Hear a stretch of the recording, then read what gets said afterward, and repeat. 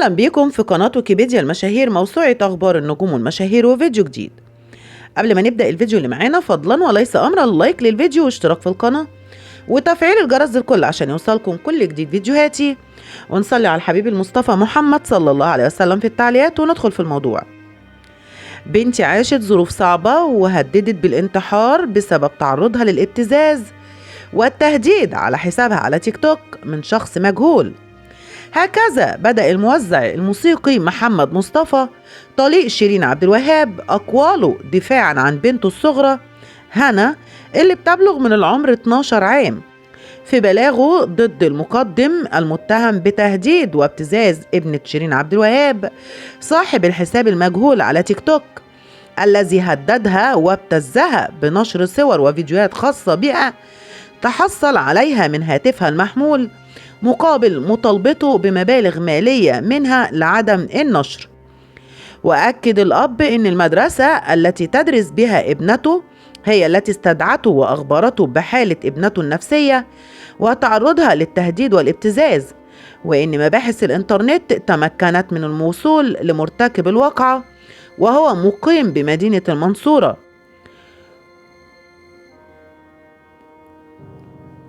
اللي حصل ان المدرسة اللي فيها البنت بلغتني انها حالتها سيئة وان جالها تهديدات على موبايلها على حساب تيك توك، ولما رحت المدرسة شرحوا لي الوضع بالتفصيل وان حالة البنت صعبة وأذت نفسها وانها بتفكر في الانتحار بسبب ضغطها النفسي من الموضوع.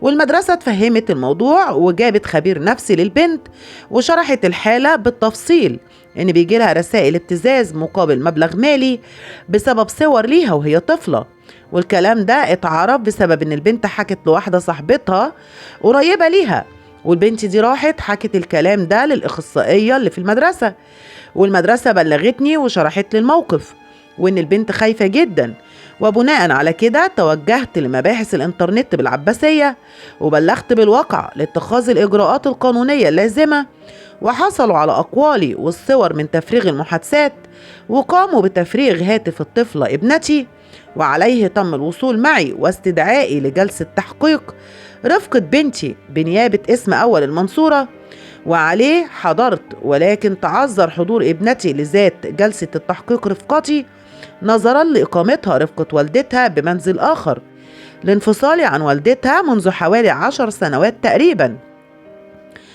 ولما اتسأل واتقال متى حدث ذلك تحديدا جاوب وقال أنا جاني استدعاء من مدرسة بنتي يوم 23/5/2023 وبلغت يوم 27/5/23 بالواقعة، وحضرت يوم 9/9/2023 لسرايا نيابة أول المنصورة لأخذ أقوالي.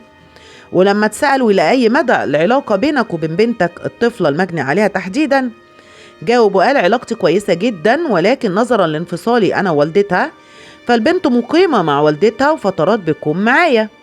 ولما اتسأل وقال وهل نما إلى علمك بأي وسيلة أو بأخرى تواجد ثمة علاقة أو خلافات مع شخص بعينه مع بنتك الطفلة المجني عليها هنا؟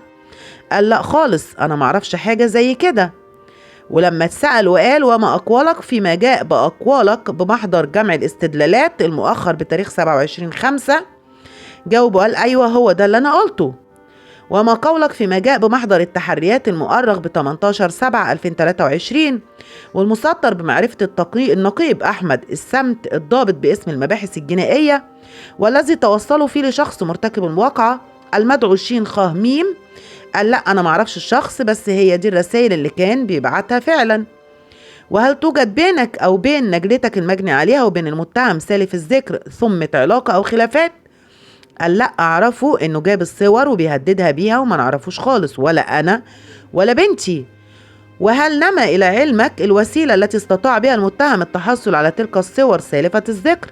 قال لا معرفش.